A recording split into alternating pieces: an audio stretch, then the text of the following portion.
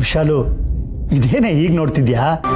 ಇಷ್ಟು ದಿನ ಸೋಂಬೇರಿ ಆಗಿದ್ದನು ಮತ್ತೆ ಕೆಲಸ ಮಾಡ್ತಿದ್ದೇನಂತ ಆಶ್ಚರ್ಯ ಆಗ್ತಿದ್ಯಾ? ಅದಲ್ಲ ಕಣ್ರಿ, ಮನೇಲಿ ನಿಮ್ಮನ್ನ ಎಲ್ಲರೂ ಸೋಂಬೇರಿ ಅಂತ ಕರಿತಾ ಇದ್ರು. ನಾನಾಗ್ಲಿ ಸುಬ್ರಹ್ಮಣ್ಯ ಆಗಲಿ ನೀವು ಕಷ್ಟಪಟ್ಟು ದುಡಿಯೋದನ್ನ ಸಹಿಸ್ಕೊತಿರ್ಲಿಲ್ಲ.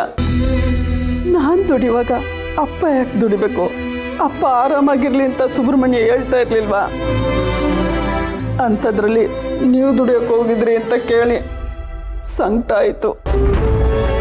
ಅಷ್ಟಕ್ಕೂ ನೀವ್ಯಾಕೆ ಆಟೋ ಓಡಿಸ್ಬೇಕು? ಸುಬ್ರಹ್ಮಣ್ಯ ಮನೆಗೆ ಅಂತ ದುಡ್ಡು ಕೊಟ್ಟಿದ್ದಾನಲ್ಲ, 6 ಕಾಸು 3 ಕಾಸು ಸೇರಿಸಿ ನಾನು ಚೀಟಿ ಹಾಕಿದ್ದೀನಿ. ಏನೇನು ಬೇಕೋ ಅದನ್ನೆಲ್ಲ ನಾವು ತಂದ್ಕೋತೀವಲ್ವಾ? ಅದು ಹಾಗಲ್ಲ ಕಣೆ ವಿಶಾಲು. ಶ್ರಾವಣಿ ಅಮ್ಮವರು ದೊಡ್ಡ ಮನೆ ಕುಡಿ ಹುಡುತಾಗಿದ್ದನು ಶ್ರೀಮಂತಿಕೆ ಸುಪ್ಪತ್ತಿಗೆನೇ ನೋಡ್ಕೊಂಬಂದವರು, ಬೆಳ್ಳಿ ತಟ್ಟೆಯಲ್ಲಿ ಊಟ ಮಾಡಿದವರು. ಅಂಥ ಮನೆ ಹೆಣ್ಮಗಳು ಈ ಮನೆಗೆ ಬರ್ತಿದ್ದ ಹಾಗೆ ಏನೆಲ್ಲ ಕಷ್ಟಪಟ್ಟರು ಹೇಳು. ಒಂದ್ಸಲಿ ನೆನಪು ಮಾಡ್ಕೋ, ಶ್ರಾವಣಿ ಅಮ್ಮವರು ಈ ಮನೆಗೆ ಹುಟ್ಟು ಬಟ್ಟೆಯಲ್ಲಿ ಬಂದವರು. ಆಗ ನಾನು ನಿಮ್ಮ ಹತ್ರ ಬಂದು ಅವ್ರಿಗೆ ಉಡಕ್ಕೆ ಬಟ್ಟೆ ಕೇಳಿದೆ, ಆದರೆ ನೀವು ಯಾರೂ ಕೊಡನೇ ಇಲ್ಲ. ನೆನಪಿದೆಯಾ?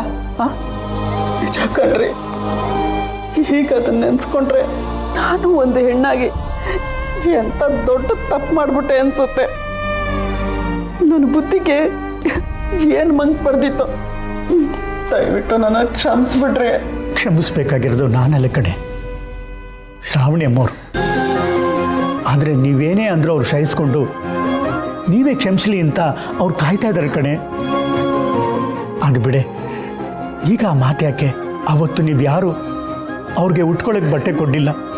ಆಗ ಶ್ರಾವಣಿ ಅಮ್ಮವರು ಕೈಯಲ್ಲಿದ್ದ ಉಂಗುರ ನನ್ನ ಕೈಯಲ್ಲಿಟ್ಟು ಇದನ್ನ ಅಡ ಇಟ್ಟು ಸೀರೆ ತಗೊಂಬನ್ನಿ ಅಂತ ಹೇಳಿದ್ರು. ಅಯ್ಯೋ ದೇವ್ರೆ, ಎಂತ ದೊಡ್ಡ ತಪ್ಪು ಮಾಡ್ಬಿಟ್ಟೆ ನಾನು.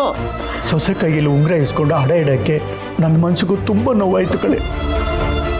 ಆದರೆ ಈಗ ಬೇರೆ ದಾರಿ ಇರಲಿಲ್ಲ ಕಣೆ. ಅದಕ್ಕೆ ಅವತ್ತೇ ನಿರ್ಧಾರ ಮಾಡಿದೆ, ನಾನು ದುಡಿಬೇಕು ಅಂತ, ದುಡ್ದು ಶ್ರಾವಣಿ ಅಮ್ಮರು ಉಂಗುರ ಬಿಡಿಸ್ಕೊಡ್ಬೇಕು ಅಂತ.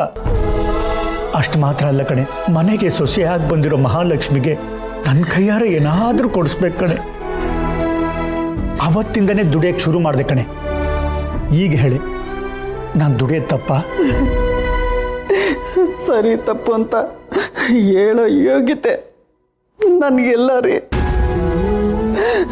ನಾನು ಮಾಡಿದ ತಪ್ಪುಗಳಿಗೆ ಪ್ರಾಯಶ್ಚಿತ್ತ ಕಂಡುಕೊಂಡ್ರೆ ಸಾಕಾಗಿದೆ.